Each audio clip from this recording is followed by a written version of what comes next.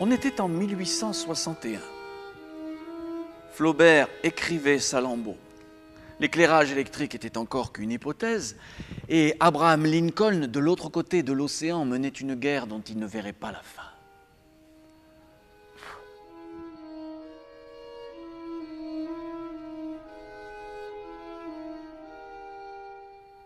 Il n'y a pas le choix.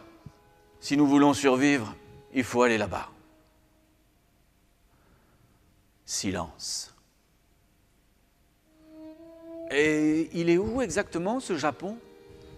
Par là, toujours tout droit, jusqu'à la fin du monde.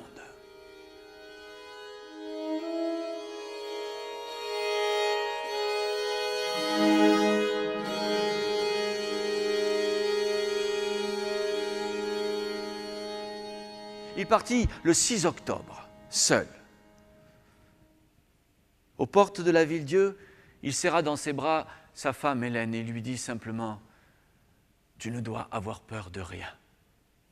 Il parcourait à cheval 2000 kilomètres de steppe russe, franchit les monts Oural, entra en Sibérie, voyagea pendant 40 jours avant d'atteindre le lac Baïkal que les gens de l'endroit appelaient mer.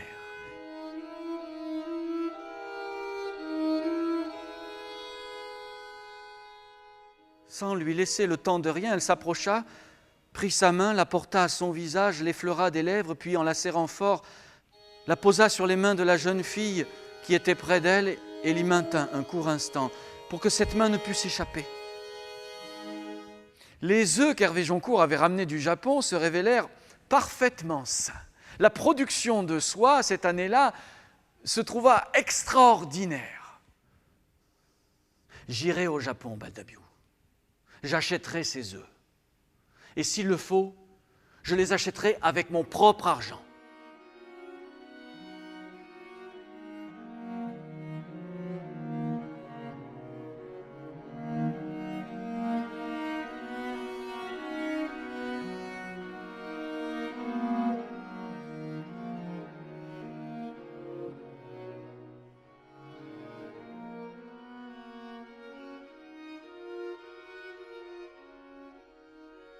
Laissant mes larmes se détacher de mes cils, ma voix dans la tienne, ta violence à me tenir serré. Il n'y a plus de temps pour fuir, ni de force pour résister. Cet instant-là devait être, cet instant est. Crois-moi, mon bien-aimé Seigneur, et cet instant sera, maintenant et à jamais. Il sera, jusqu'à la fin. Nous ne nous verrons plus, mon Seigneur.